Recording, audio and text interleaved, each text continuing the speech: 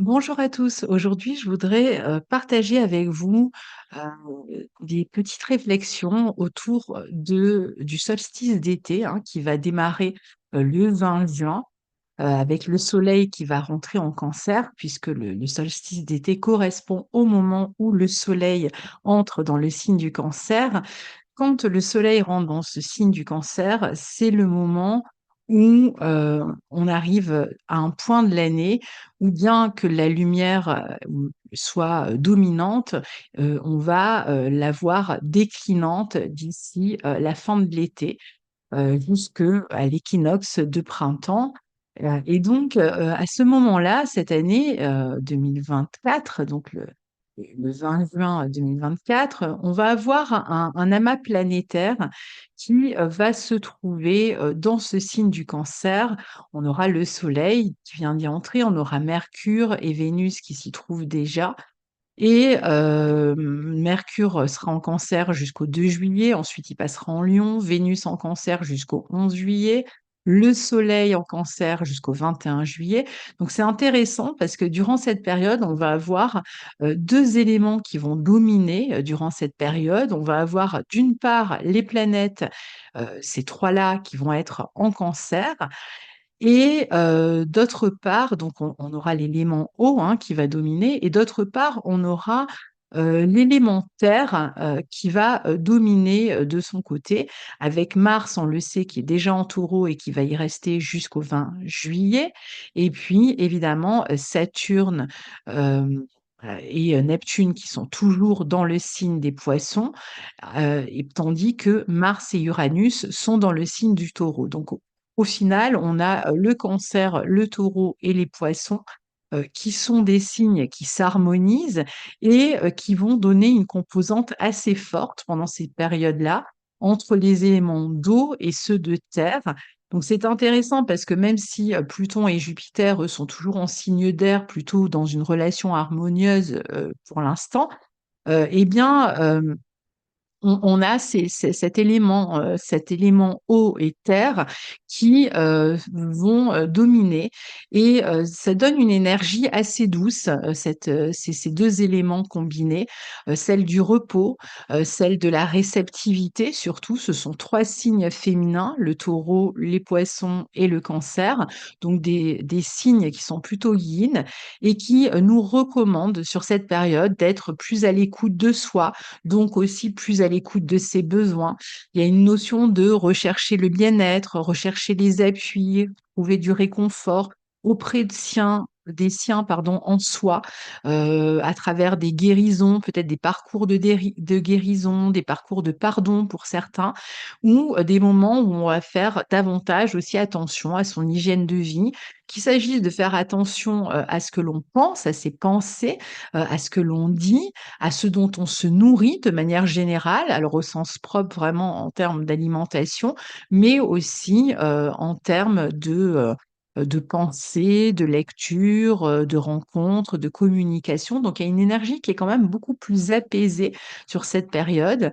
Alors, c'est vrai que, ça amène une énergie assez calmante d'une certaine manière à côté de Jupiter Gémeaux qui est, plus, intempestif dans la communication, qui peut amener des changements de cap, des changements d'idées, des changements de direction, soudains, qui va aussi nous amener ce Jupiter en Gémeaux à nous confronter à différents points de vue, souvent des points de vue, qui vont, nous amener à revoir parfois, nos propres points de vue, que ce soit parce qu'on écoute, une vidéo, parce qu'on apprend, quelque chose, on apprend des informations, on apprend, de nouvelles connaissances et donc on peut, se remettre en question, avec ce Jupiter en Gémeaux qui lui, vous le savez, va rester là 1 an. Mais pour revenir à ce mélange, d'eau et de terre, l'eau du Cancer, c'est une eau des origines, elle est cardinale, elle crée c'est une eau créative, elle crée des univers, des univers dans lesquels on cherche à se sentir bien comme dans un cocon. Ça peut être des univers imaginaires où on fait entrer ceux qui partagent nos goûts, ceux à qui on a donné la clé, mais c'est une eau aussi qui va, rassembler, qui va permettre, par exemple, de créer une civilisation autour d'un fleuve, c'est l'eau des origines, une eau qui permet la vie, et elle est active dans le sens où elle donne la vie. C'est aussi l'eau, le liquide amniotique, hein, qui donne la vie. Donc on a, toute cette eau extrêmement féconde et nourricière aussi.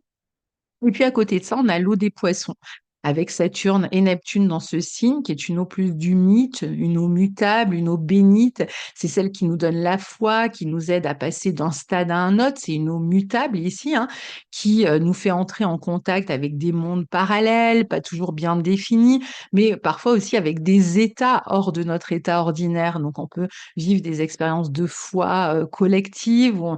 Quand je parle de foi collective, je parle de tout ce qui peut réunir le collectif. Par exemple, on va à un concert, on se réunit, on partage des émotions, on partage des plaisirs, des émotions, on entre un petit peu dans un état comme ça, heu second, ou ça peut être aussi, toutes sortes de réunions en fait, hein, qui nous amènent comme ça à, partager collectivement des émotions, et c'est vrai qu'on a cette eau-là aussi qui réunit, qui elle exalte, qui nous connecte à quelque chose de plus grand, à un plan divin, donc c'est elle aussi, une eau guérisseuse différemment, mais c'est aussi une eau guérisseuse.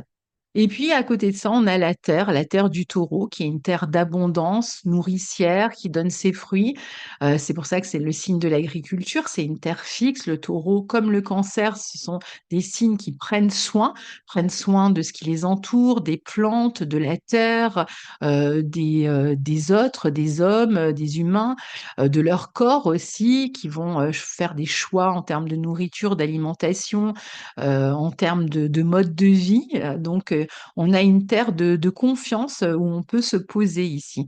Donc pendant un mois environ, entre le solstice d'été du 20 juin et vers le 20 juillet, hein, même si évidemment, entre-temps Mercure, très rapidement, va passer en Lion, enfin on aura d'autres énergies qui vont venir s'ajouter, mais on a comme ça toutes ces planètes qui s'harmonisent entre elles, les planètes rapides qui vont former, des aspects, à, Uranus et des aspects de sextile à Uranus et de trigone à Saturne et à Neptune.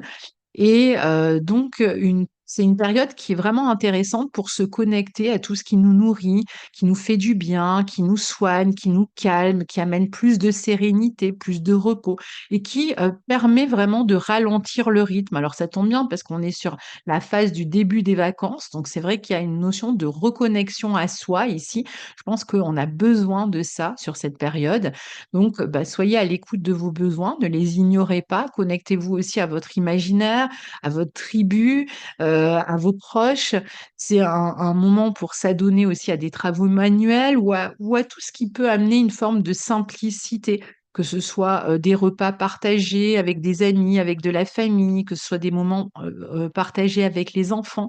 Hem On est, sur, une phase, d'apaisement et ces 2 énergies aux terres associées ont quelque chose d'assez, passif, hein, c'est vrai, mais de très fécond à la fois. On sent ici qu'on est dans des énergies qui cherchent à se préserver, à se sécuriser aussi, hein, donc il y a peut-être eu des phases plus compliquées, qui ont, précédé, cette période et qui vont, peut-être chercher des voies de résolution à travers ce calme, un repli, du recul, de la douceur et donc qu'on le recherche auprès de personnes qui nous apportent ces possibilités ou à travers des lieux, qui nous permettent de nous reconnecter à nous-mêmes ou à la nature et bien, seront, peut-être des actions à privilégier, durant cette période.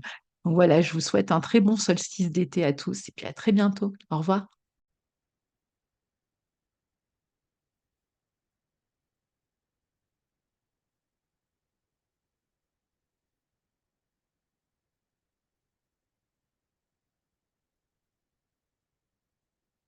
Je vous rappelle que nous avons je rappelle que nous avons mis, en place une formation d'astrologie avec, Guillaume Cosnier. Nous sommes déjà, en train de travailler avec un premier groupe qui a démarré en avril. C'est une formation qui dure 1 an. Si vous êtes intéressé pour rejoindre le deuxième groupe, la deuxième session qui démarrera à la fin du mois de septembre, vous pouvez, nous écrire à l'école themamundi@gmail.com qui se trouve dans la barre de description. Vous aurez sur mon site la possibilité d'avoir, déjà quelques premières informations. Il vous suffit de cliquer sur formation d'astrologie, Thema Mundi cycle 1 et vous aurez les objectifs que l'on s'est donnés pour cette formation. Savoir lire un thème natal en comprenant parfaitement la carte que vous avez sous les yeux, savoir hiérarchiser les informations et être capable de combiner tous les éléments du thème, pratiquer, pratiquer et encore pratiquer car en effet, notre but est vraiment que vous sortiez non pas avec juste de la théorie, mais, de la pratique dès, les premiers cours avec le peu qu'on a comme information et comme connaissance, on passe, déjà, à des étapes de pratique. Donc, cette formation, elle démarrera, en septembre 2024. La clôture des inscriptions se fera le 31 août 2024, peut-être avant si on a, déjà un groupe, que l'on considère comme suffisant et que l'on ne veut pas aller au-delà, hein. Il faudra attendre, ensuite une autre session si vous voulez y participer. Donc, vous avez, 2 professeurs, moi-même et Guillaume Cosnier. Nous sommes tous les 2 astrologues, on a pratiqué depuis des années, vraiment tous les jours. On a été, on a beaucoup travaillé, hein, avec, les consultations et c'est vrai que là, on passe à une phase de transmission. Donc pour avoir les donc c'est un cours qui aura lieu, tous les dimanches, à 14 heures. Pour avoir les tarifs, et si vous avez d'autres questions aussi, vous nous écrivez à l'école themamundi@gmail.com. Vous l'avez ici sur mon site, vous l'avez dans la barre de description de cette vidéo et si vous souhaitez, déjà v jeter un petit coup d'œil sur les programmes qui sont très complets, eh bien, il suffit, d'aller là sur «Télécharger le programme» sur mon site, vous cliquez et ils s'ouvriront, ils apparaîtront. Vous aurez, le programme de Guillaume et le mien. Donc n'hésitez pas, à, donner, cours à votre curiosité et puis, évidemment, faites-nous part, de votre intérêt, si vous êtes intéressé. Voilà, je vous remercie. À très bientôt. Au revoir.